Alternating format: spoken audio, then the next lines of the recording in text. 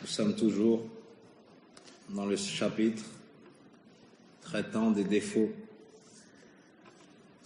de l'époux ou de l'épouse, donc des conditions du mariage et des défauts éventuels que pourrait trouver l'un des deux époux après avoir rencontré ou après être entré chez l'autre conjoint. Et nous avions mentionné qu'il y a deux types de défauts. Premièrement, les défauts pour lesquels le marié ou la mariée pouvait faire annuler le mariage, ce qu'on appelle al-fasakh. Et deuxièmement, les défauts qui n'atteignent pas ce degré-là. Les défauts qui n'atteignent pas ce degré-là. Et pour pouvoir faire al-fasakh, annuler le mariage, sans être redevable, il fallait avoir conditionné au préalable. Il fallait avoir mis en condition au préalable le fait de ne pas trouver chez l'autre tel défaut et tel autre défaut, par exemple. Ce qui est voulu par les défauts, Ibn Uthaymin rahimahullah ta'ala nous dit ma يمنع أو قال كل ما يمنع الاستمتاع أو كماله, tout ce qui empêche celui qui s'est marié de tirer profit de ce mariage ou diminue sa perfection. Dans un autre passage, il dit ma yujibu an-nufra min al-akhar, ce qui développe une répulsion ou une aversion, ce qui éloigne, ce qui amène dans le cœur de la personne une gêne, un désagrément, un éloignement. Tout cela entre dans les défauts.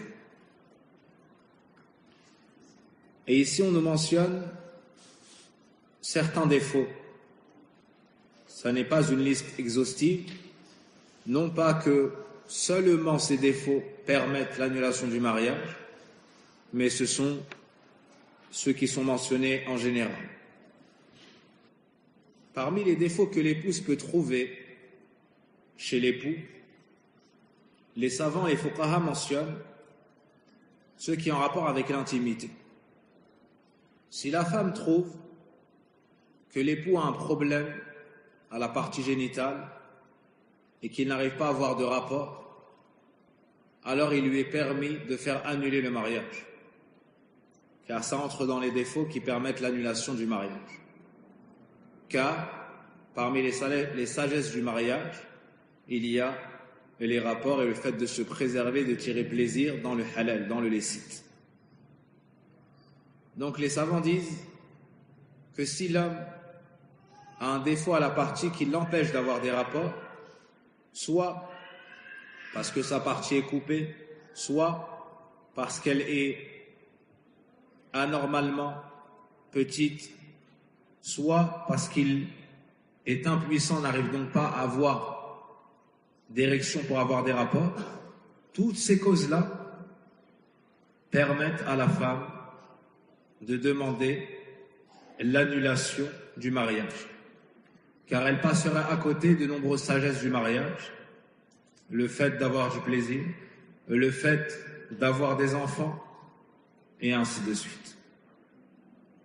Dans le cas où elle l'accuserait d'une chose et que lui la rejetterait, alors le juge le convoque. Soit elle apporte des témoins, soit elle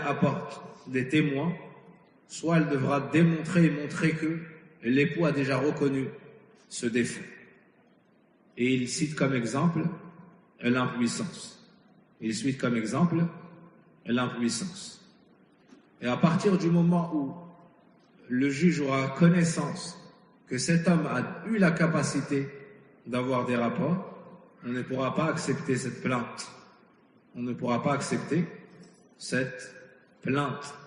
Et si c'est une chose qui est survenue, donc qu'il n'avait pas au début, mais qui est survenu par la suite, alors on lui laisse un délai. Il y a des fuqaha qui disent 1 an. Et si dans cette année il arrive à avoir des rapports, alors on dira de lui qu'il est exempt de telle maladie, c'est-à-dire l'incapacité d'avoir des rapports. Pourquoi 1 an? Ibn Athim rahimahullah ta'ala dit que certains sont sujets à la différence des saisons. C'est-à-dire que dans telle saison, il a des envies, mais dans telle autre, il en a moins ou n'en a pas. Ainsi, en laissant passer 1 année, s'il n'a pas eu de rapport, on est sûr que ça n'est pas dû à la différence des saisons ou de la chaleur et autres. Et on a déjà mentionné l'histoire du divorce de Rifa'a, lorsque son épouse s'est mariée par la suite avec un homme qui s'appelle Abdurrahman. Elle avait prétendu à son sujet des choses qu'il a infirmé en montrant au prophète alayhi salatu wassalam qu'il a eu des enfants d'un autre mariage. Ainsi le prophète sallam a pu attester qu'il n'avait pas cette maladie, cette incapacité à avoir des rapports. On dit de cet homme-là qu'il est inni, celui qui n'a pas la capacité d'avoir des rapports. On nous cite parmi les défauts que l'homme peut trouver auprès de la femme, pareillement tout ce qui concerne les maladies de la partie, que ce soit des liquides qui sortent, qui s'écoulent, ou que ce soit d'autres types de maladies, ou même des malformations. Le cheikh dit que pour toutes ces causes-là, et celles qui s'y apparentent, l'homme a le droit de faire annuler le mariage.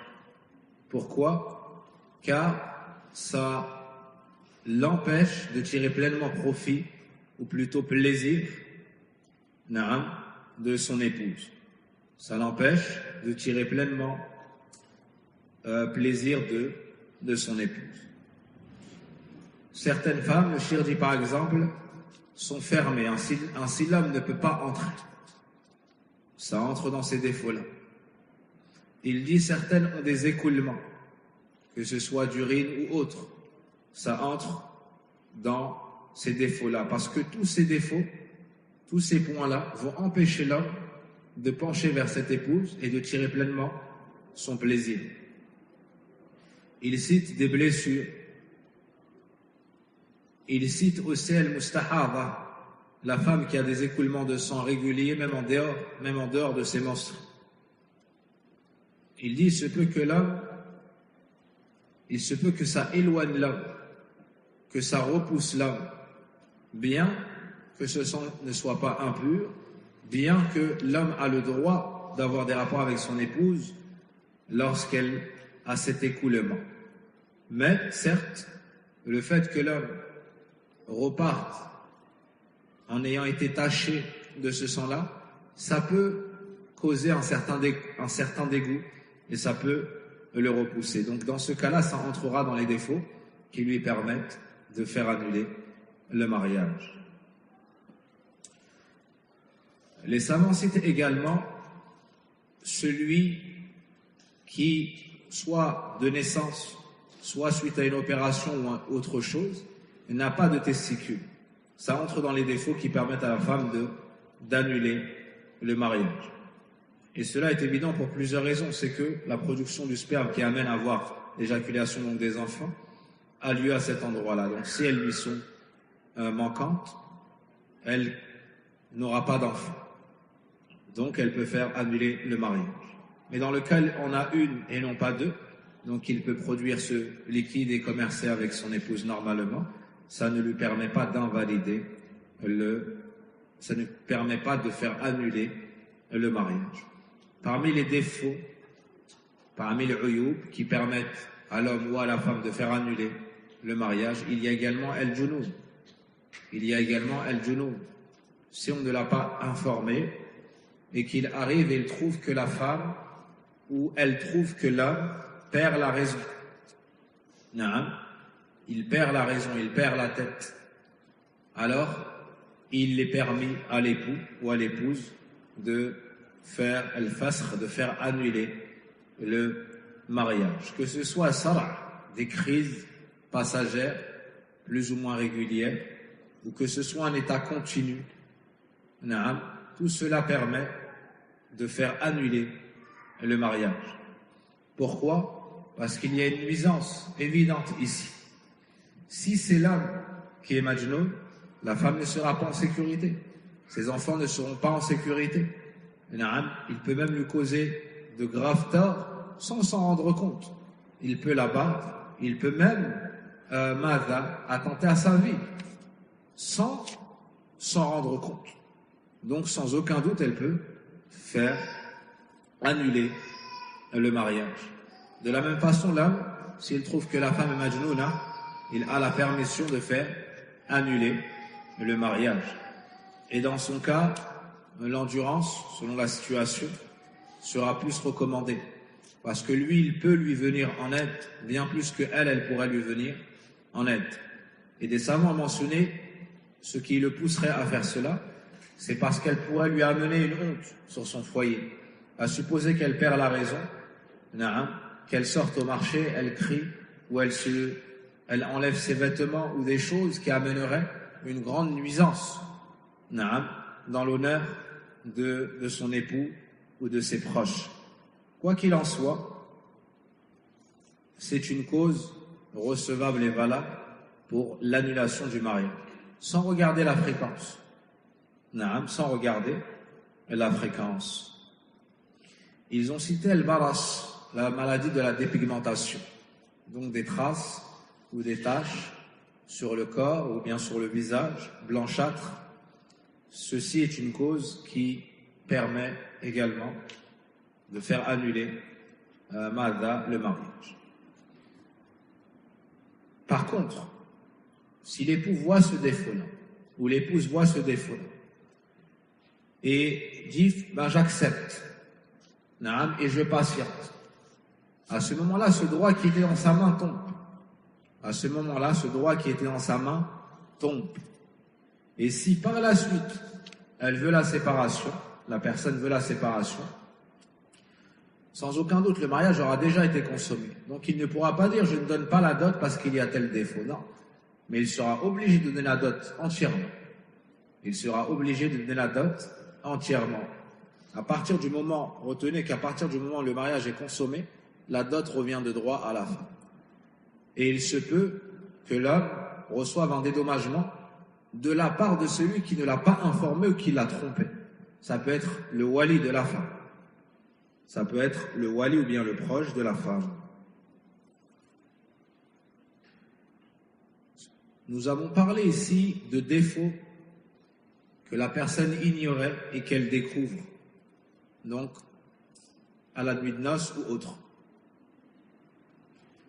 Que se passe-t-il pour les défauts survenus ou découverts plus tard après le mariage? Il y a des défauts qui n'affectent pas la vie conjugale et il y a des défauts qui affectent la vie conjugale. À ce moment-là, si ce sont des choses qui affectent, la personne a le choix. Et ça arrive souvent dans les cas où l'un des époux a caché des choses et qu'on découvre par la suite. À ce moment-là, la personne a le choix. À ce moment-là, la personne a le choix. Une personne pourrait se dire, c'est quoi la faïda du fasr? C'est quoi l'utilité d'avoir la capacité de faire annuler le mariage? Quant à la femme, le divorce n'est pas dans sa main en islam. Il est dans la main de l'homme. Donc elle demande, elle, le divorce et l'homme divorce. Mais dans ce cas-là, le fasr n'est pas dans la main de l'homme. Elle-même, elle peut faire annuler le mariage. C'est dans cela qu'il y a une utilité pour la femme. Quant à l'homme, son utilité, elle est dans le fait que ça ne lui est pas compté comme un divorce. Ça ne lui est pas compté comme un divorce, ça ne lui est pas comptabilisé, si vous voulez, Et le deuxième point, c'est qu'il n'a pas à payer la dot. Le deuxième point, il n'a pas à payer la dot. Et elle reviendra à celui qui l'a trompé. Et le troisième point, c'est qu'il préservera son honneur et ne sera pas indexé ni catalogué comme étant un homme qu'on appelle mitlaq, quelqu'un qui divorce beaucoup les femmes. Il épouse les femmes, il tire profit de la femme, puis il la divorce. Puis il épouse une autre, il tire profit de la femme, puis il la divorce, et ainsi de suite. Donc ça, c'est mal vu, et c'est un déshonneur pour cette personne, pour ses proches et autres. Donc en faisant le fesr, ça veut dire qu'il a une cause valable auprès du juge ou auprès de la société pour pouvoir faire annuler le mariage parce qu'il a été trompé. Donc, il ne sera pas mal vu. Il ne sera pas mal vu, il préservera ainsi son honneur.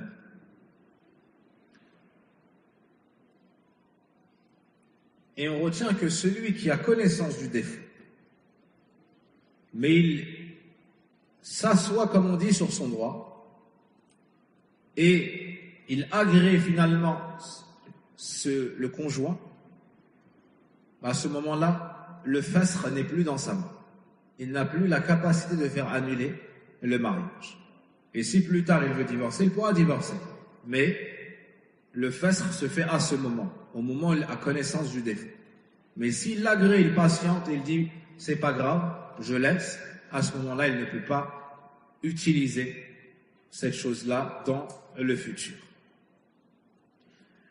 Maintenant, une question. Si la femme utilise le fasr, l'annulation du mariage, est-ce qu'elle doit observer une idda? Et est-ce qu'il lui revient de droit le mahr ou non? Si c'est la femme qui fait annuler le mariage, donc suite à un défaut qu'elle a trouvé chez l'époux. Ici, il y a plusieurs situations. La première, in kana hadha qabla ad-dukhul, si ça a lieu avant la consommation du mariage, wa qabla khalwatin shar'iyyatin ma'aha, et avant d'être resté en privé avec elle, de sorte à ce qu'il aurait eu la capacité de consommer le mariage. Donc ni il a consommé le mariage, et ni il est resté avec elle dans une pièce où il aurait pu le faire, seul avec elle, de sorte à ce qu'il aurait pu le faire. Non pas, par exemple, dans le salon avec sa famille, ou seul avec elle, avec sa mère. Non, on parle d'une situation où il aurait pu consommer. Dans ce cas-là, ni il est resté avec elle en privé, ni il a consommé le mariage. Dans ce cas-là, il n'a pas d'id. Et ça, c'est valable pour ce cas-là, mais c'est valable de manière générale. La femme qui est séparée, alors qu'elle n'est pas restée en privé avec l'époux, alors qu'il n'a pas consommé, ni il n'a consommé, elle n'a pas d'id à observer, elle n'a pas de période de viduité à observer. Et la preuve de cela dans Surat Al-Ahzab, Allah tabaraka wa ta'ala nous dit Ya ayyuhalladhina amanu idha nakahtumul mu'minati thumma talaqtumuhunna min qabli an tamassuhun fama lakum min iddatin ta'taddunaha. Ô vous qui avez cru, si vous épousez les croyantes, puis vous les divorcez avant de les avoir touchées, c'est-à-dire avant d'avoir consommé, alors elles n'ont pas de période de viduité à observer. Elles n'ont pas de période de viduité à observer. Ça, c'est la règle. Si le divorce a lieu avant la consommation du mariage et avant d'avoir été dans la situation de pouvoir le faire, c'est-à-dire rester en privé avec elle, alors elle n'a pas de règle à observer, de période de viduité à observer. Le deuxième cas, elle fait annuler le mariage, mais la cause, c'est un défaut qu'il y a chez l'époux, qui lui a été caché, elle a donc été trompée. Dans ce cas-là, Ibn Uthaymin rahimahullah ta'ala nous dit فَلَهَا نِصْفُ الْمَهْرِ, elle a la moitié de la dot. Pourquoi? Parce que c'est pas elle la cause. Pourquoi? Parce que ça n'est pas elle la cause. Elle a donc la moitié. Et dans Surat al-Baqarah, فَنِصْفُ مَا فَرَضْتُمْ.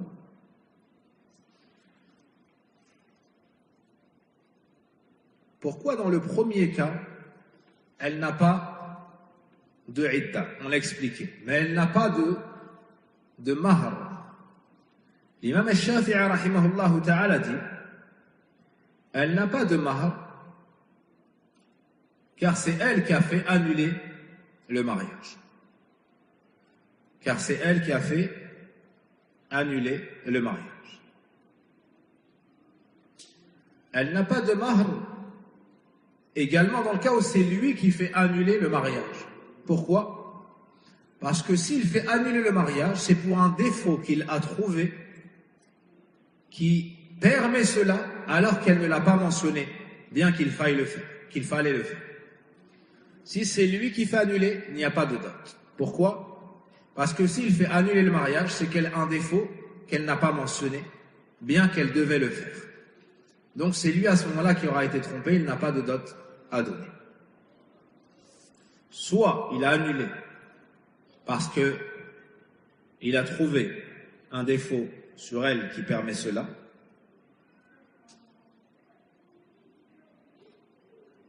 soit parce que c'est elle qui a fait annuler le mariage. Dans ces deux cas-là, Imam Shafi'i dit elle n'a pas de dot. Donc pour la idda, je répète, s'ils ne sont pas restés en privé de sorte à pouvoir consommer, s'il n'a pas consommé, elle n'a pas de idda. Pour la dot, si c'est elle qui fait annuler le mariage, elle n'a pas de dot. Et si c'est lui qui fait annuler le mariage, elle n'a pas de dot. Sauf dans le cas où elle fait annuler le mariage pour un défaut sur lui qu'il a caché quand elle aura été trompée. Là, elle a la moitié de la dot. Là, elle a la moitié de la dot. Le troisième cas, c'est si l'annulation du mariage a lieu après la consommation du mariage. فَلَهَا الْمَهْرُ كَامِلٌ أو كاملا, elle a la dot dans son entièreté. Dans ce cas-là, elle prend la dot complètement. Pourquoi? Même s'il a donné 1 million de dot, elle a la dot complètement. Parce que la dot est rattachée à la consommation du mariage. Et ici, il ne peut faire marche arrière. Mais dans le cas où lui a été trompé, la dot sera assumée par celui qui l'a trompé. Ça peut être le wali. Ça peut être le wali.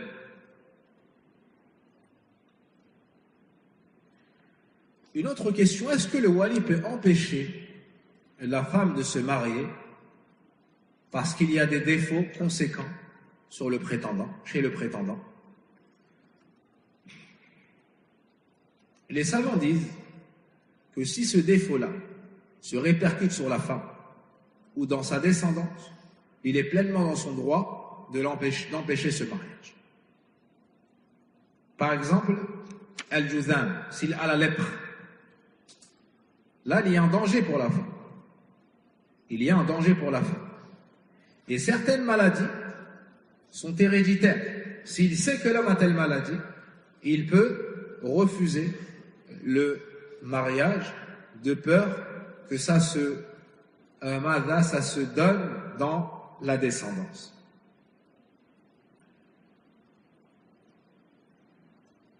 Ça, c'est lors de la demande en mariage. Qu'en est-il plus tard?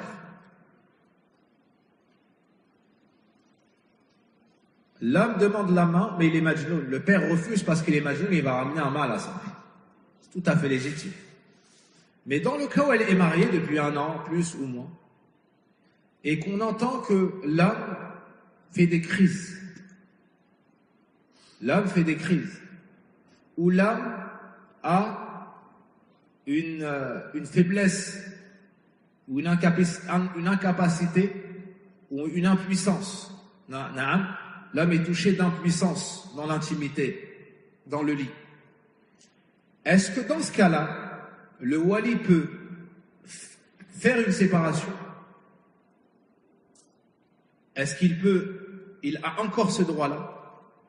Ibn Uthaymin rahimahullah ta'ala nous dit qu'avant le mariage, il est dans son droit. Après le mariage, c'est le droit de la femme.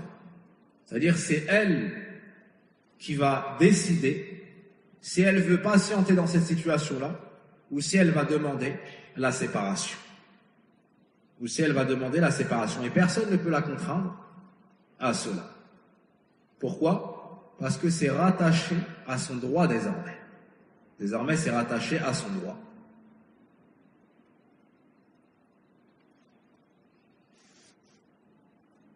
Et des choses qui sont permises avant d'entrer dans l'acte peuvent ne plus l'être après être entré dans l'acte.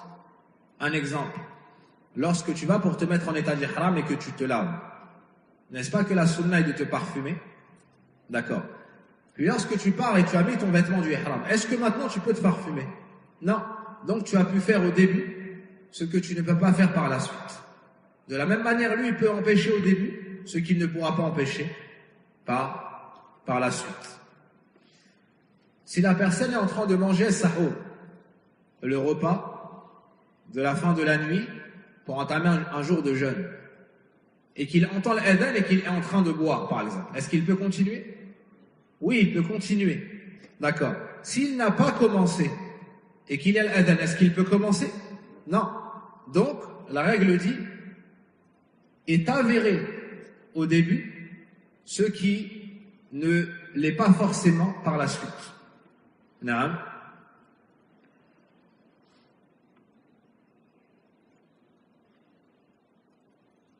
J'ai oublié la phrase qu'ils disent. Ils disent al-istida ma aqwa min al-ibtida, ou une parole semblable. C'est-à-dire que la continuité est plus forte que le commencement de l'action.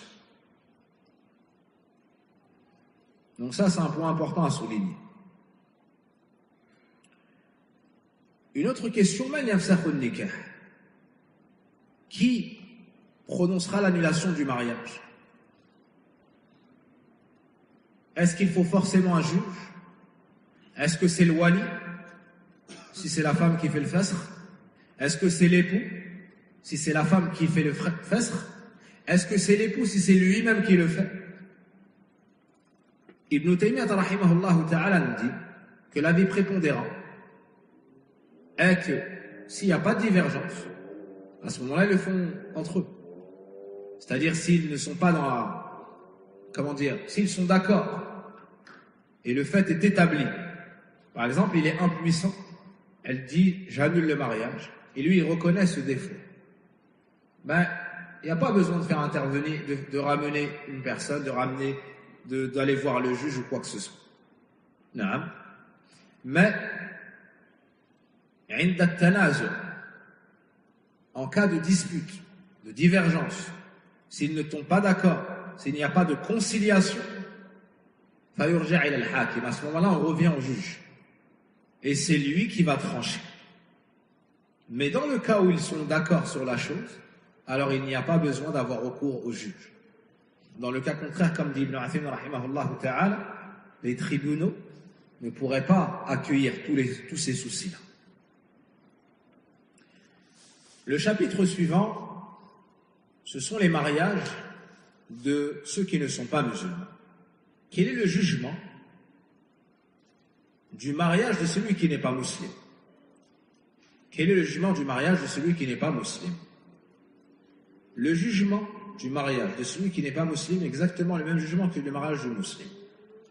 C'est-à-dire, s'il se marie, il est marié, s'il divorce, il est divorcé, s'il fait l'annulation, il est l'annulation, s'il a des enfants, ils vont hériter de lui, et ainsi de suite. Il y a exactement les mêmes règles.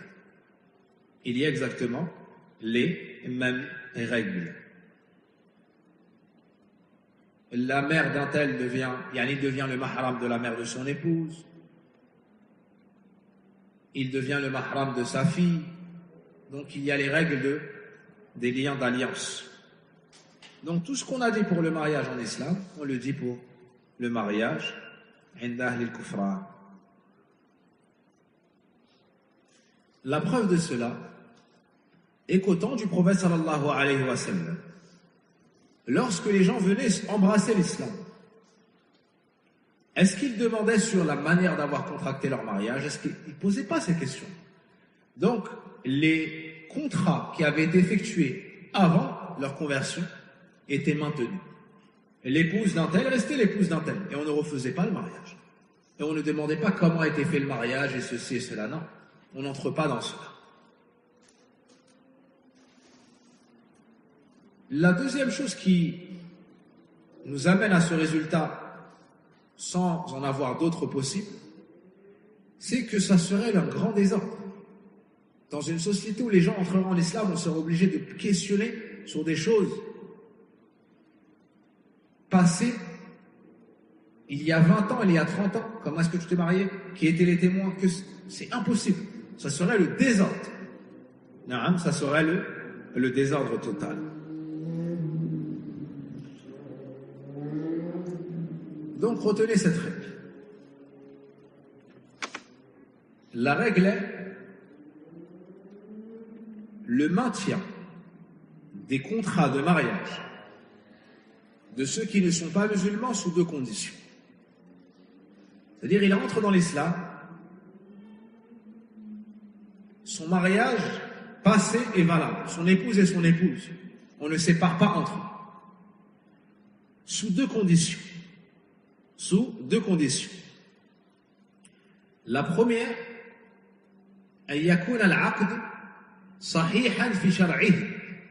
c'est que dans leur dîne, dans leur législation, chez eux, ce mariage-là est authentique.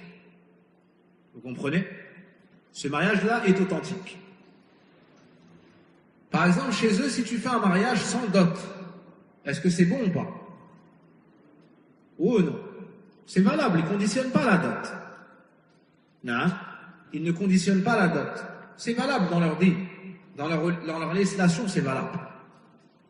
Donc ça, c'est la première condition, que dans leur législation, ce soit valable.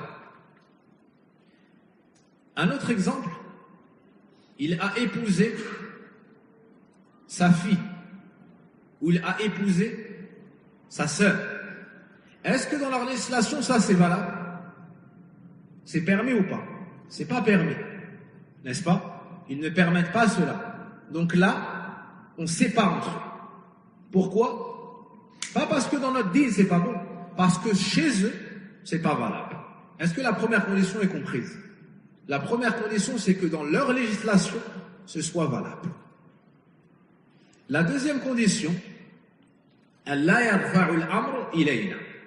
c'est qu'ils ne viennent pas nous voir nous pour régler leurs différends, pour juger leur affaire. Parce que s'ils viennent nous voir nous, on va leur dire selon les règles de notre dîne à nous. On va leur dire selon les règles de notre dîne à nous. Et on va remettre de l'ordre dans ce contrat qu'ils avaient fait. Ça, c'est à condition qu'ils viennent nous voir en amont. C'est à condition qu'ils viennent nous voir en amont. En aval, c'est une autre règle. Donc après, c'est une autre règle. Une question subsidiaire, si ils viennent nous voir, ils se sont mariés, ils viennent nous voir et nous demandent un contrat de mariage. Dans un pays musulman, ils demandent un contrat de mariage. Ils ont besoin de papiers de mariage, de l'acte de mariage. Est-ce qu'on leur donne ou pas? Manu dit, est-ce qu'on leur donne ou pas? Non. Kamal, le nouveau marié, Allah mabarak. Est-ce qu'on leur donne le contrat ou pas? Non. Vous êtes d'accord? C'est-à-dire, on reconnaît leur mariage, on leur donne le papier? Oui, vous êtes tous d'accord? Non. Fi tafsil, ça dépend. On revient à ce qu'on a énoncé comme condition. On regarde, est-ce que chez eux il est bon, le mariage? Et si c'est bon chez eux, naam, à ce moment-là, naam, à ce moment-là, on peut leur donner.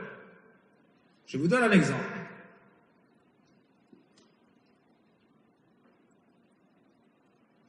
Ou plutôt noter comme règle, si elle lui est licite au moment où il demande.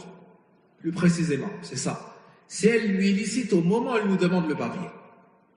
C'est-à-dire que peut-être au moment de faire le mariage, ça ne s'est pas fait dans de bonnes conditions selon nous. Un exemple, elle était dans sa période de idda. Elle était en madha. Comment est-ce qu'on dit en français l'idda déjà? Dans sa période de viduité.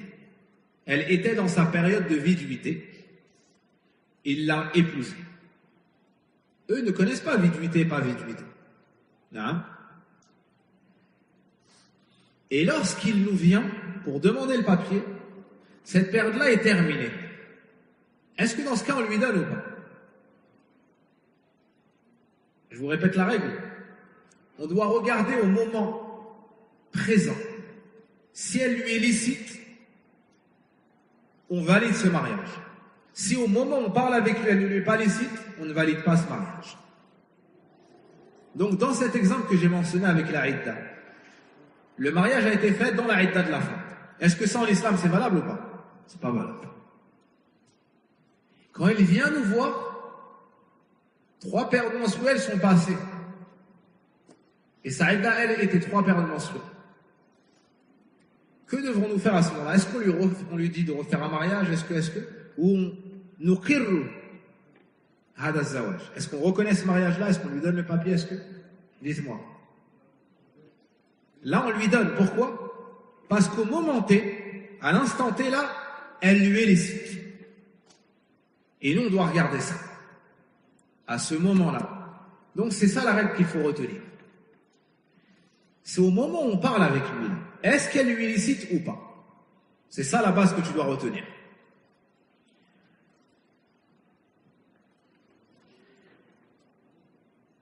Deux personnes se sont mariées et ils viennent nous voir pour un différend. Dans leur législation, le mariage, comme il a été fait, c'est valable chez eux. Naam. Et ils viennent nous voir, et nous on voit qu'il y a des défauts par rapport à notre din an. Qu'est-ce qu'on a dit? On reconnaît ce mariage. Et il est valable. Pourquoi? Parce que chez eux, il est valable.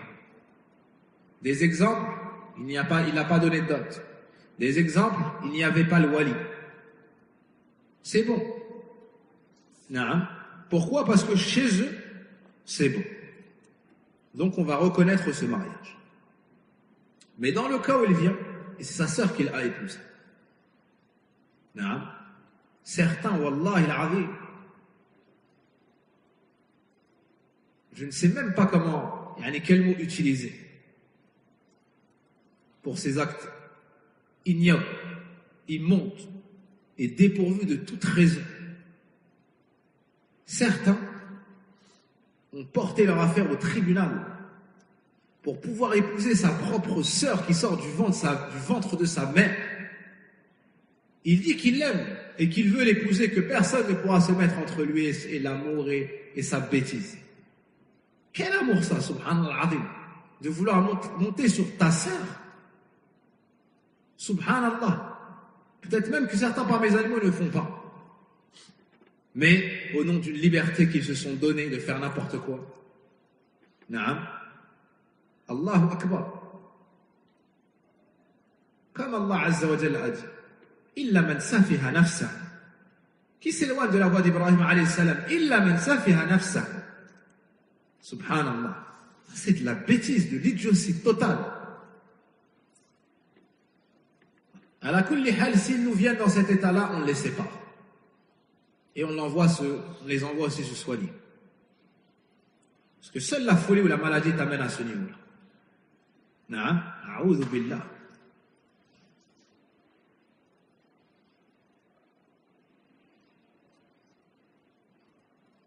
Et l'autre règle qu'on a mentionnée, ne regardez pas au moment où ils ont fait le mariage, mais regardez pour juger, le juge regardera le moment présent. C'est-à-dire, si au jour d'aujourd'hui on lui parle, est-ce qu'elle lui est licite là tout de suite ou pas? S'il dit oui, il n'y a pas besoin de refaire le mariage. Même si lui ne l'a pas fait en bonne uniforme. C'est pas un bon jeu de mots, mais même si lui ne l'a pas fait dans les règles.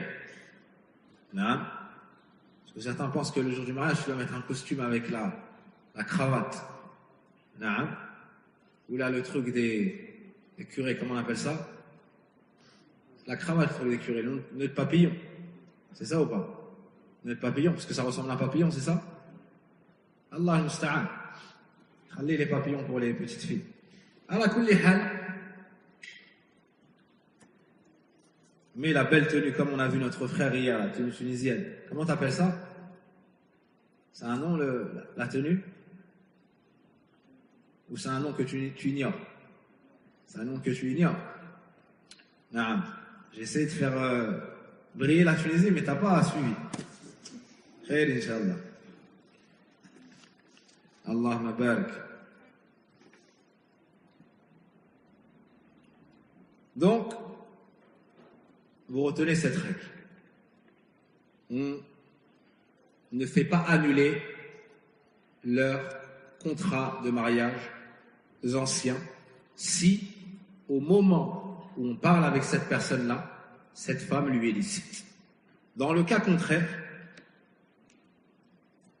on doit séparer entre eux.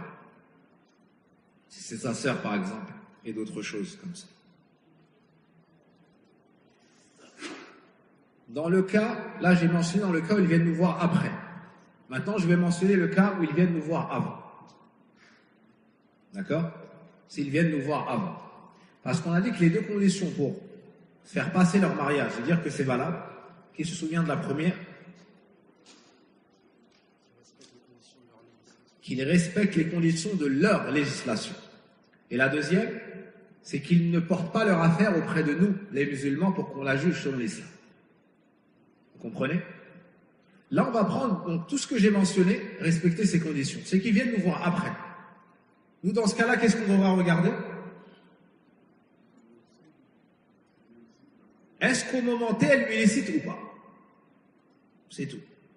Si oui, oui. Sinon, la séparation. Maintenant, on va prendre l'autre cas. Le cas où ils viennent nous voir avant. Donc, pendant le problème. Vous vous souvenez l'exemple qu'on avait mentionné? Il a épousé la femme pendant quoi? Pendant sa période de bidouille. Et il vient nous voir, il nous dit, je l'ai épousée pendant la période de viduité. Est-ce que c'est bon ou pas? Qu'est-ce qu'on fait à ce moment-là? On lui dit non. Pourquoi? Parce qu'il a porté son affaire auprès de nous. Et nous, on va l'orienter selon la vérité. Et le haqq, c'est quoi? C'est ce avec quoi nous est venu le prophète Mohammed sallallahu alayhi wa sallam, comme guidé, comme droiture. Donc à ce moment-là, on lui dira non. Tu te sépares jusqu'à ce que sa idda se termine. Lui, tu l'épouses. Est-ce que la différence entre les deux situations est claire ou pas? Dans cette situation-là, il vient nous voir, il porte son affaire à nous. Il nous apporte son affaire. Et il est dans le mouchkil. Et à cet instant-là, elle ne lui est pas licite dans notre dîne. Donc forcément, on va l'orienter selon al-haqq. Qu'est-ce qu'on va dire? On va séparer. On lui dira, une fois sa idda terminée, tu peux l'épouser. Un instant. Non. Tout le monde, si ce n'est que chaque législation, elle diverge d'un groupe à un autre. Non. Là, on ne parle pas que des gens du livre. On parle de manière générale. Je vous pose une question et vous me répondez, Inch'Allah ta'ala. Un homme a épousé une femme sans wali, sans responsable, sans témoin. D'accord? Et il nous pose la question. Il vient nous voir. Est-ce que on reconnaît ce mariage-là ou est-ce qu'on ne le reconnaît?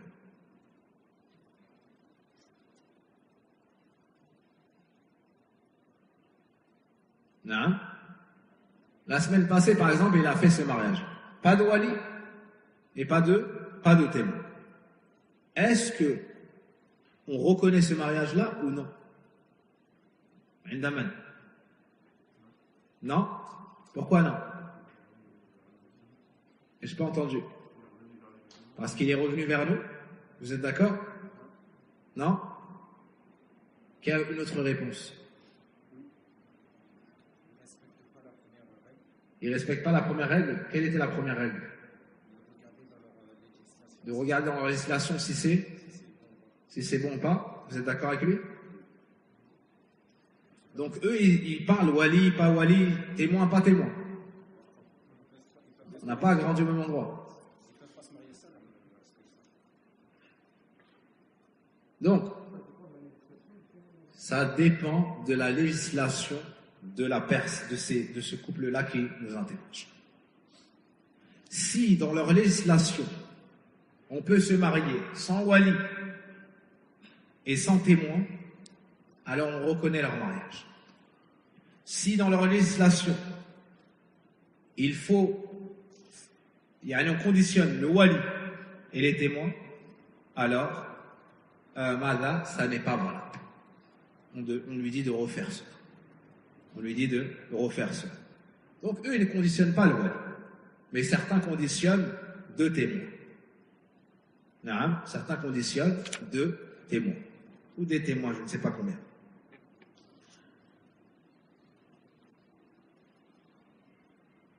Donc retenez cela, il faut revenir à la législation de ces gens-là. Parce que la première condition est, il faut que ce soit valable dans leur législation. Une question, ça c'est important, surtout dans des sociétés comme celle-ci. Un homme fréquente une femme dans le haram. Comment ils appellent cette femme-là? Comment ils l'appellent? Hein? Je n'ai pas entendu. Ils l'appellent sa concubine, ils disent en français, sa concubine. S'ils habitent ensemble, sa concubine. Sinon, comment ils disent en français? Sa petite amie. Pourquoi sa petite amie? Elle est petite de taille ou elle est petite, elle est pas assez noble pour être grande parce qu'elle n'est pas mariée? Pourquoi la petite amie? Expliquez-moi. Moi, j'aime bien la science du verbe.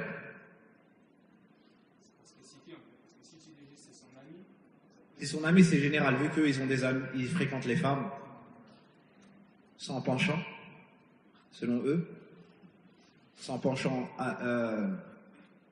assumé, mentionné. Donc on dit petite pour faire la distinction entre ses amis avec un E, na'am, dans le mot, et les autres. Barakallahu fik. Rajouter dans la définition la mienne, c'est parce qu'elle est trop petite, pas assez noble, parce qu'elle n'est pas passée par la porte du mariage. Alors elle restera toujours petite, même si elle fait 2 mètres. Donc, retenez ce cas de figure et on en parle. Un homme a donc une petite amie. D'accord? Les gens de la rue, si j'ai bien compris, au summum du dénigrement de la femme qu'ils fréquentent, sont arrivés à marcher sur son honneur, et elle arrivée il y a une profondeur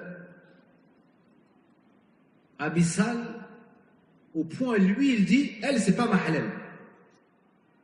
Et celle qui va épouser dit, elle, c'est ma halal. Elle, celle que je respecte et qu'elle bien qu'il ne se respecte pas lui-même.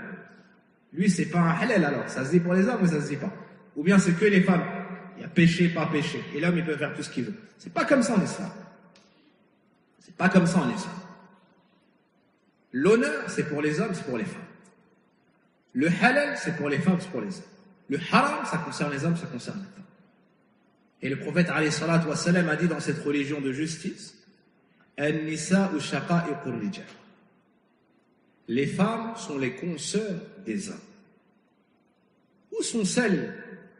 Où sont ceux qui viennent dire que l'islam n'a pas considéré la femme, que l'islam avilit la femme, que l'islam fait et l'islam fait? C'est toi qui t'es humilié en t'éloignant de l'islam. Une parmi les khabithat, qu'Allah Azza wa Jal lui donne ce qu'elle mérite, dit, sans aucune pudeur et aucune intelligence, visiblement, je sais pas, mais moi, lorsque je suis sorti du ventre de ma mère, je n'avais pas de hijab. Idiote que tu es, ne sais-tu pas que le hijab n'est pas dirigé aux petites filles?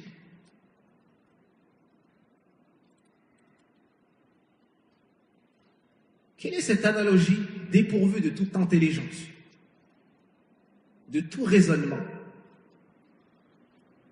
Et c'est ainsi, lorsque la personne tente de s'attaquer à l'islam, elle s'humilie et s'avilit elle-même. Ne voyez-vous pas celui qui tenterait de cacher la lumière du soleil? Que penser de lui si ce n'est la folie et l'aliénation mentale? Plus encore, le fou est meilleur qu'elle, car lui au moins a une excuse. Mais elle prétend l'intelligence et une carrière journalistique ou autre. Masha'Allah.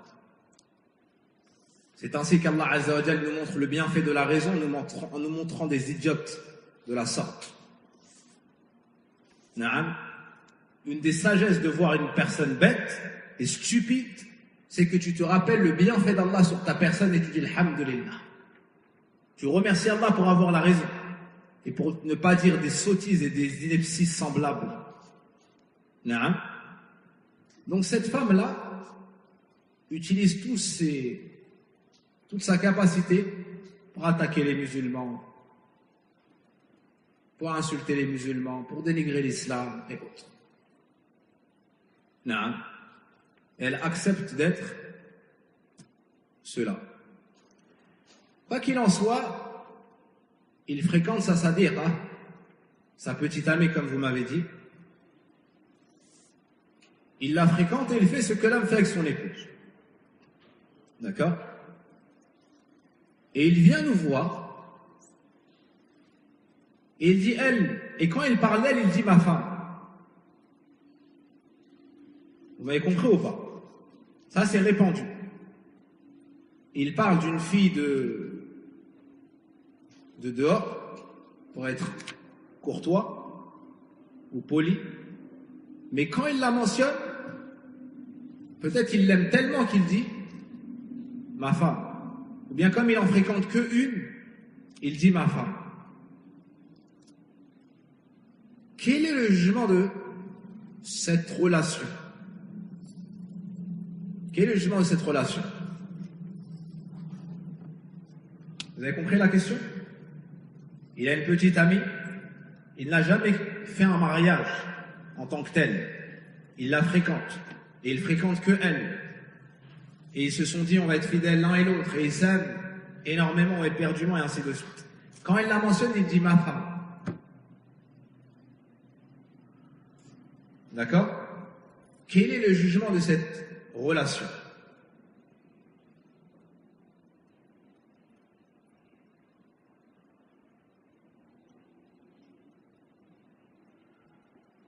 Il y a une réponse.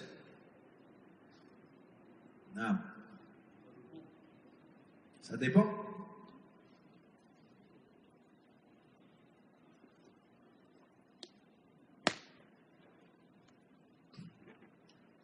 Vous êtes d'accord avec lui?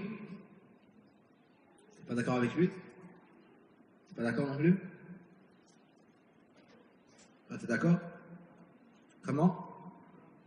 J'ai pas entendu, excuse-moi. C'est pas autorisé, c'est haram? C'est caduc, c'est batil? Non? Il y a des législations, il n'y a pas de mariage. Tu prends la femme dans la rue comme ça, tu dis elle c'est ma femme à partir de tout de suite. C'est bon ça? C'est ça que tu dis? Oui, c'est ça que tu dis. Vous riez, mais vous allez être surpris. Donc, ça là-bas, c'est que c'est batil, caduc. Mais, chez certains, il n'y a pas le mariage. à proprement dit. C'est-à-dire que celui qui fréquente telle femme, à partir du moment où ils ont des projets, à partir du moment où ils dépassent un certain degré d'amour, elle l'aime, il s'aime, il a des rapports avec elle, ils ont le projet d'emménager ensemble ou ils ont emménagé ensemble, ben eux, ils se considèrent mari et femme. C'est-à-dire, si un autre homme vient, on appellera ça de la tromperie,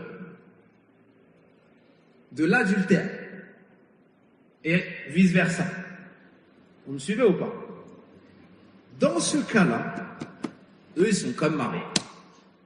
Et dans ce cas-là, s'ils ont un enfant, ce sera l'exception où il ne sera pas considéré, est-ce qu'on dit adultérant?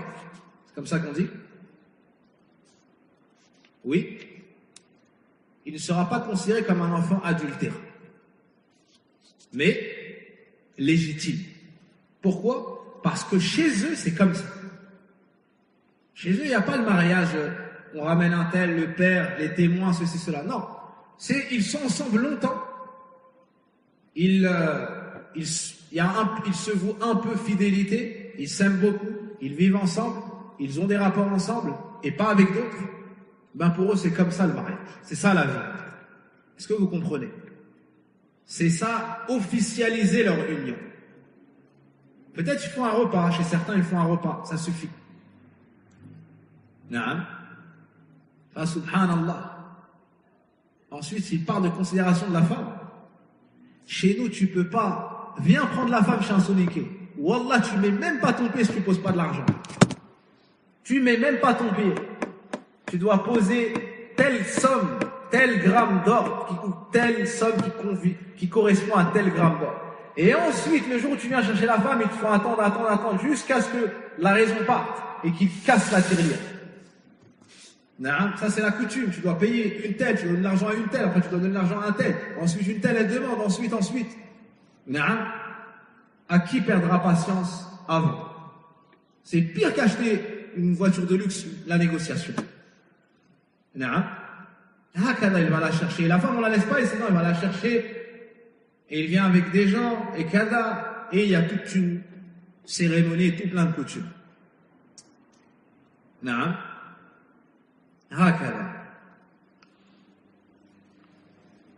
n'y a pas, il y a des négociations où là, on peut faire comment on appelle ça, un échelonnement, un échéancier ou un échelonnement. Ça passe. Mais tarfir, abadan, une remise ou la diminution, il n'y a pas. Demande. Certains, ils sont encore en train de payer jusqu'aujourd'hui. Après, ils s'étonnent pourquoi des fois il y a des petits trucs dans le cœur. C'est normal, il y a des trucs dans le cœur. Il a dépensé tout son argent pour toi. Après, tu parles. Allah musta'an. Ba'dan, il parle de la considération de la femme. Et là, je suis resté chez les soniqués. Si je monte un peu, si je traverse le Mali et je monte un peu, on ne finit même pas le cours. On reste dans les chiffres. Les cadeaux de mariage, le nombre de robes, c'est que ce qu'elle va mettre. Le jour de la walima, tu vas même pas voir. Et ensuite les cadeaux, et ensuite les bijoux, et ensuite une telle, elle a reçu tant, il faut que tu ramènes tant. Naam, masha'Allah. Ça, si c'est une femme de la masse. Si c'est la fille d'un tel, c'est encore plus. Je n'ai pas compté ce que tu donnes au père, ce que tu donnes à la mère, à la tante. Non.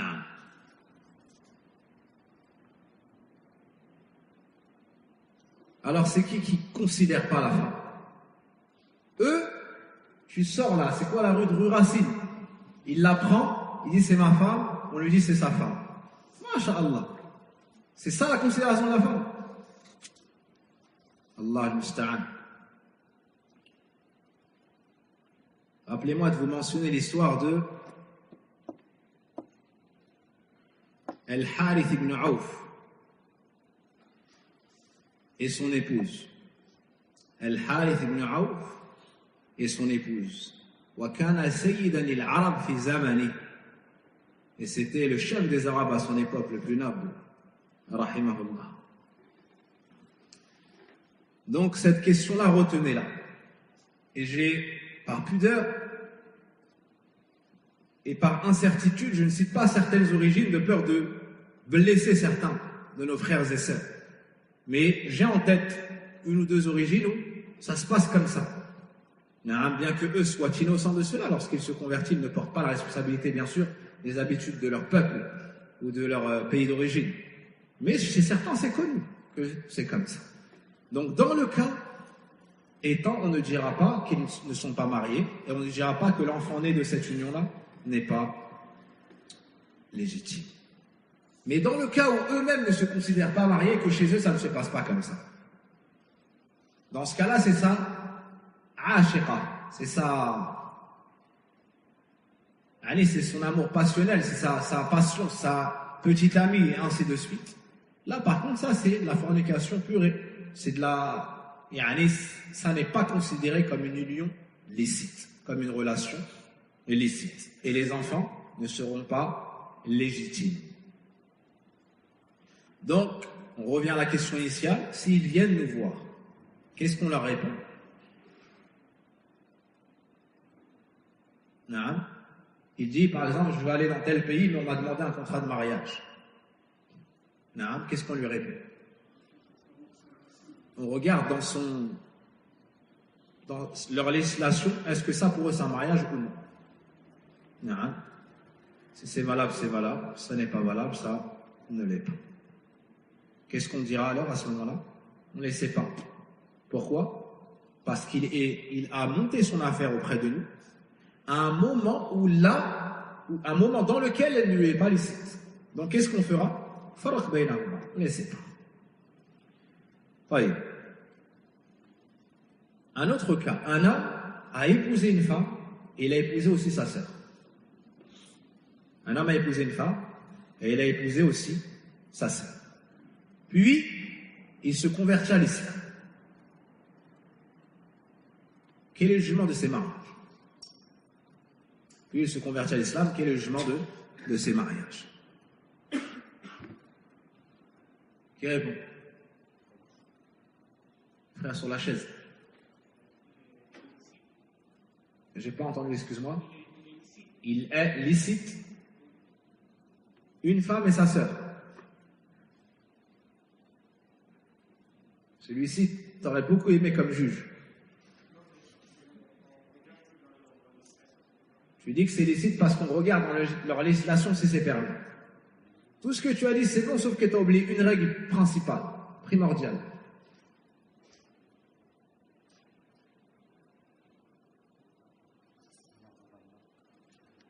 Ça te revient ou pas? Comme tu as croisé les bras, dans cette gestuelle, dans cette communication corporelle, des fois ça veut soit dire qu'est-ce qu'il raconte, ou je suis pas d'accord avec toi, ou j'ai un problème avec toi. Ça veut dire attends, je réfléchis. Toi c'est lequel toi? Deuxième.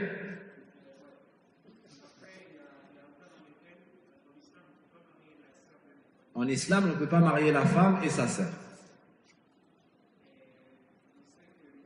Mais en islam, on ne peut pas aussi marier la femme dans sa période de virginité. Aussi en islam, on ne peut pas marier la femme sans wali, sans témoin. Et tout à l'heure, on a montré des cas où c'était valable.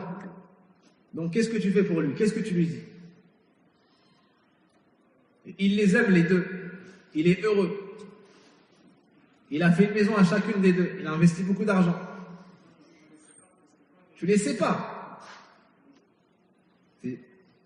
Pourquoi?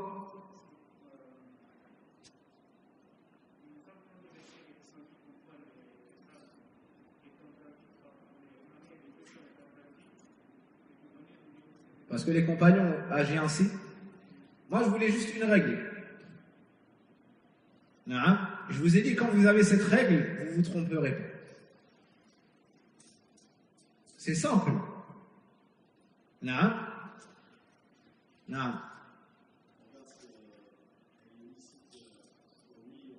Masha'Allah, Allah mabarak. Rappelle-moi ton prénom. Abdullah.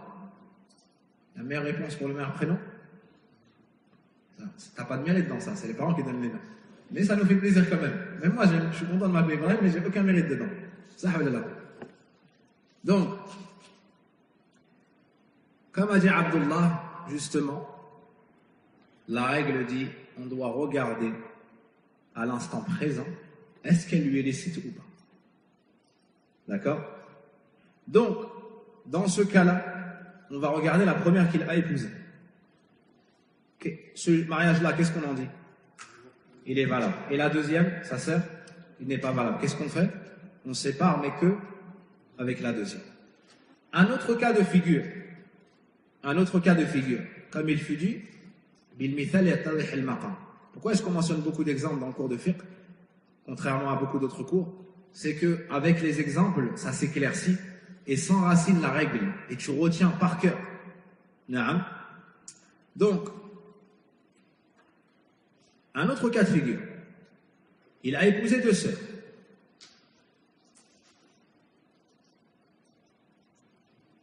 Un an plus tard, l'une des 2 décède. Puis il vient nous voir et il nous porte son affaire. Quel est le jugement de son mariage? Vous avez retenu le cas? Il a épousé 2 sœurs, l'une des 2 est décédée. Un an plus tard, il vient nous voir, il nous demande son jugement de son mariage. Il est valide, car au moment présent, il n'y a rien qui rend illicite cette femme à cet homme-là. Donc, c'est valable. Effectivement, c'est valable. Voici pour ces quelques règles.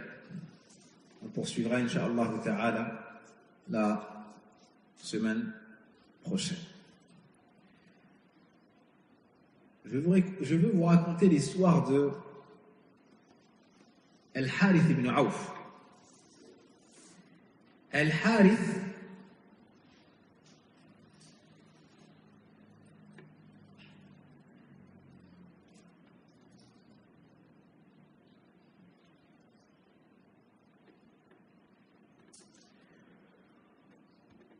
ibn Auf, à son époque, était Sayyid al-Arab.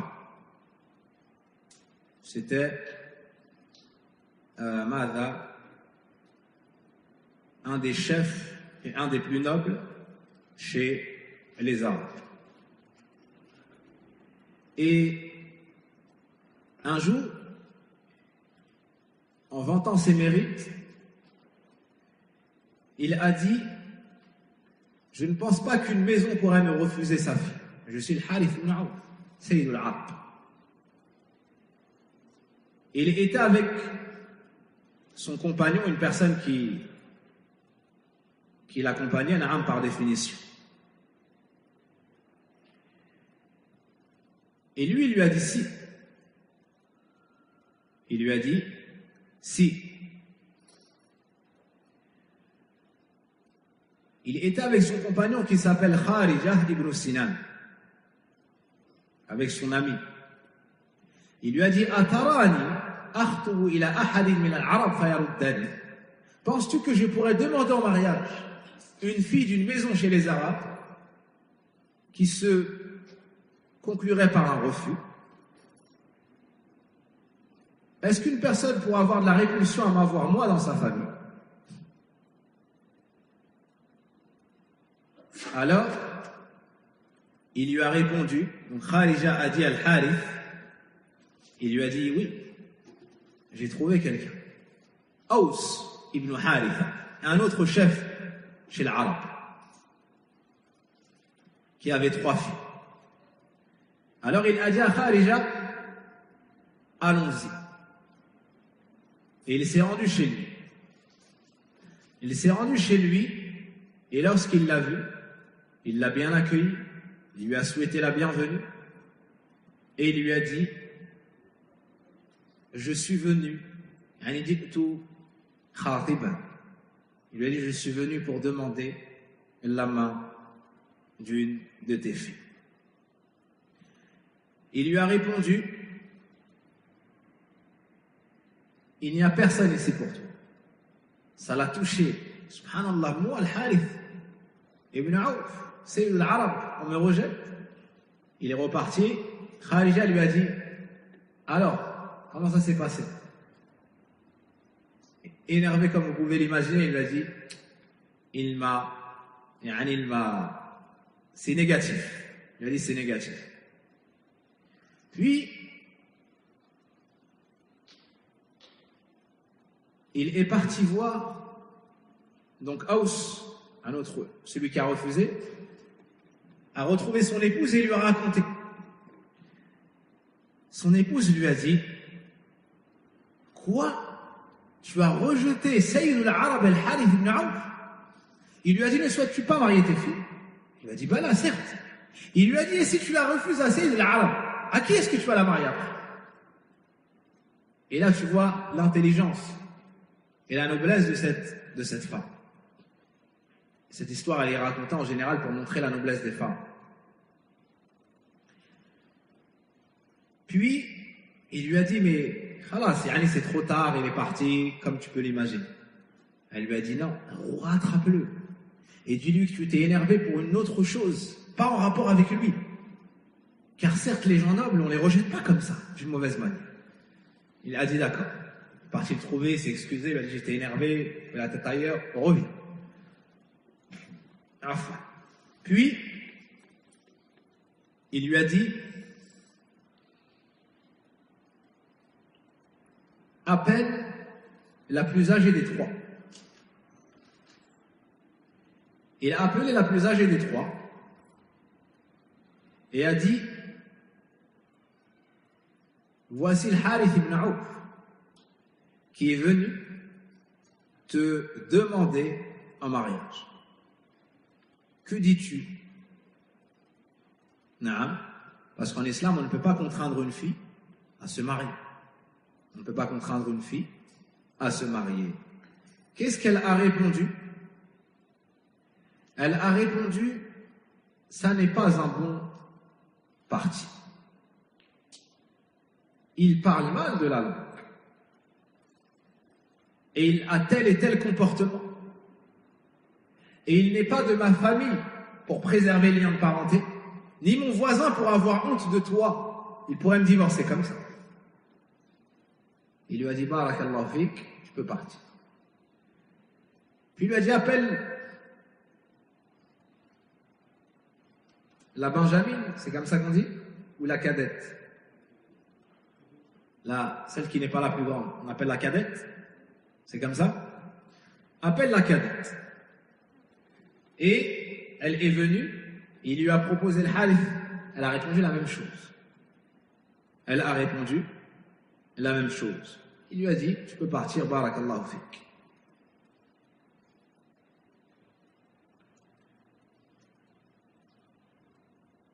Donc, ni c'est mon cousin, ni c'est mon voisin, et ainsi de suite. Puis il a appelé la plus petite. Et il lui a posé la question. Voici le Harith ibn Auf. Ja'ani khatib. Il est venu pour demander ta main. Elle lui a répondu, anta wa ma turid. Elle lui a dit, fais ce que tu veux. Je suivrai ton avis. Il lui a dit, mais j'ai proposé à tes deux sœurs avant toi, elles ont répondu ceci et cela. Naam. Et toi, tu réponds ça? Elle lui a dit, moi? Elle lui a dit, Innil jamilatul wajh. Elle lui a dit, moi, je suis celle qui est rayonnante. Moi, je suis celle qui a un visage radieux. Moi, je suis celle qui est belle, celle qui est intelligente et celle qui donne la meilleure orientation et les meilleurs conseils. Moi, je suis et moi, je suis. Vous avez compris? Et moi, je ne suis pas au même niveau que mes sœurs, mes aînés. Elle a dit, lakinnanil jamilatu. Moi, je suis la femme qui est très belle. Zatul hasad. Je suis la femme noble. Et je suis la femme douée. Elle a dit, je crains aucunement qu'il me divorce. Et s'il me divorce, comment est-ce qu'il pourrait trouver semblable à moi après? Ou bien qu'Allah ne le remplace pas par meilleur que moi, ou par semblable à moi. Alors, Aus est parti voir son épouse et lui a dit de préparer sa fille. Naam. Et il a appelé le Harith et lui a dit, je t'ai marié, ma fille, une telle. Ils avaient une aada, ils avaient une habitude. Quelle était cette habitude? Vous savez que chaque peuple a sa coutume. Chaque peuple a sa coutume. Et leur coutume à eux, c'était que l'homme dorme chez la belle famille et qu'il lui prépare une chambre pendant 3 nuits. Et que par la suite, ils prennent la route et qu'elle aille dans son foyer conjugal chez son époux. Ce soir-là, il est rentré auprès d'elle. Il a voulu prendre ce que prend l'homme de son épouse. Elle lui a dit, Ma, elle dit, qu'est-ce que tu fais? Il lui a dit, qu'est-ce qu'il y a? Non. Elle lui a dit, chez moi, en plein milieu de ma famille, avec mon père, mes frères. Il a dit, d'accord. Yani, je reconnais la situation. Plus tard, ils ont pris la route et ils sont partis. En chemin, il s'est arrêté dans un endroit et il a voulu prendre ce que l'homme prend de son épouse. Elle a dit, non, comme une femme du butin, comme une femme comme ça, sans grande valeur. Non, en chemin comme ça. Il lui a dit non, mais plutôt comme une princesse chez l'arabe, comme une femme qui a telle prestance et qui a tel niveau. Elle lui a dit là, wallah, jusqu'à ce qu'on arrive chez toi et jusqu'à ce que tu fasses sacrifier des chameaux et des chamelles, jusqu'à ce que tu fasses sacrifier des bovins et des ovins et que tu invites les Arabes à une grande walima, un grand repas de mariage. Ainsi, ta renommée sera très haute. Et j'ai oublié, à chaque étape, donc lorsqu'il est sorti de chez ses parents, il a rencontré son fidèle ami. Il lui disait, alors, est-ce que tu as conclu tes affaires? Il disait non. Ensuite, en chemin, alors, tu as conclu tes affaires? Il disait non. Arrivé là-bas, arrivé sur place, non, non. Il disait alors, il lui donnait la réponse. Est-ce que le mariage est consommé, c'est réglé? Non. La première fois, il lui a dit, je vois chez cette femme-là une grande détermination, une grande ambition. La deuxième fois, il a dit, je vois chez cette femme-là une grande détermination, une grande ambition et une grande intelligence. Par la suite, ils sont arrivés dans sa vie. Kharija, l'ami de Harith, ils entrent, il l'épouse, et la nuit, donc ils ont fait le walima, il a fait sacrifier des chamelles, des ovins, des bovins, ainsi de suite. Donc le soir, il s'approche d'elle pour prendre ce que prend l'homme de son épouse. Elle lui a dit, qu'est-ce que tu fais? Et il a fait ça, après deuxième étape, il a fait ça, troisième étape. Normalement, là, il a fait tout ce qu'elle a demandé. Là encore, elle dit non. Elle lui dit, toi, tu penses à ton plaisir et à approcher ton épouse alors que les deux grandes tribus, Ma'adash et l'Arabe, sont en train de s'entretuer. Elle a dit, Wallah, on m'avait parlé de tes qualités, de ta noblesse, mais j'ai rien vu encore. J'ai encore rien vu. Puis il est ressorti. Elle lui a dit, va réconcilier entre les tribus arabes. Et ensuite, tout le monde parlera de toi. Et tout le monde dira, tu as fait et tu as fait. Et ton épouse, elle ne va pas s'envoler. Ton épouse ne s'envolera pas. Il est sorti dans l'état que vous pouvez imaginer. Il a rencontré qui à nouveau? Son fidèle ami, Kharij. Il lui a dit alors? Il a dit négatif. Qu'est-ce qu'il a fait? Il a voyagé. Et l'homme lui a dit, subhanallah, il a dit, je vois chez cette femme-là une grande intelligence. Je vois chez cette femme-là une grande détermination. Et Elle est de très bons conseils. Elle est de très bons conseils. طيب. À l'époque, il y avait de grandes guerres entre deux tribus arabes, Abs et Zubian. Donc il est parti, Naam, avec son peuple, et il est parti réconcilier entre ces deux grandes tribus. Mais il y avait eu du sang qui avait coulé. Donc une des tribus n'a pas accepté parce que le prix du sang ne lui a pas été donné, sans chamel. Alors lui, de son argent personnel, il a payé ad-diya, il a payé je ne sais pas comment est-ce qu'on dit en français, ad-diya, le prix du sang. Ainsi, il a réconcilié entre ces deux grandes tribus. Et sur le chemin du retour, tout le monde disait, c'est le Harith ibn Aouf, c'est lui qui a réconcilié entre Abs et Zubian, c'est le Harith ibn Aouf, et tout le monde faisait ses éloges.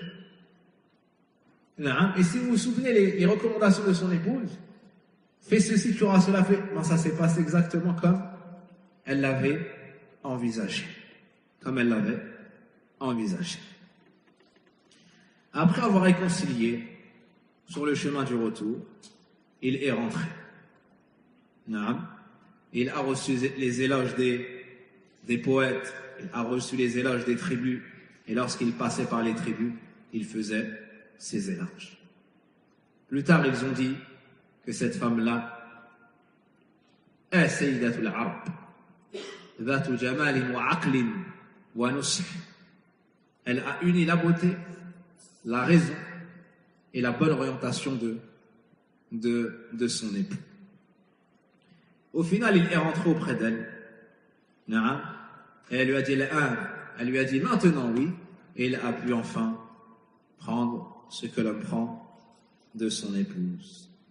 Wallahu a'lam wa sallallahu wa barik ala nabiyyina Muhammadin wa ala alihi wa sahbihi ajma'in. Subhanakallahumma wa bihamdik ashhadu an la ilaha illa ant astaghfiruka wa atubu ilayk walhamdulillahi rabbil alamin.